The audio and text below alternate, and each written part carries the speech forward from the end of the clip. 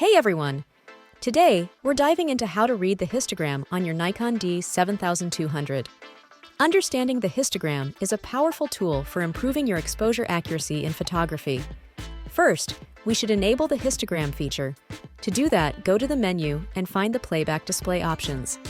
Here, you need to tick the RGB histogram and confirm your choice. Capture an image, press the playback button on the back of your camera to view the photo you just took. While in playback mode, press the up arrow on the multi-selector. The histogram will be shown on the screen. The histogram might share the screen with other photo data depending on your display settings. Look at the histogram, which shows a graph of the tonal distribution in your image. The left side of the histogram represents the shadows, darker tones. The middle represents midtones, and the right side represents highlights, brighter tones. If the graph is heavily skewed to the left, your image may be underexposed. If it's skewed to the right, your image may be overexposed.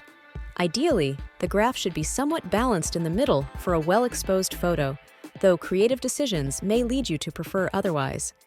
If necessary, adjust your camera settings such as aperture, shutter speed, and ISO, then take another photo and recheck the histogram.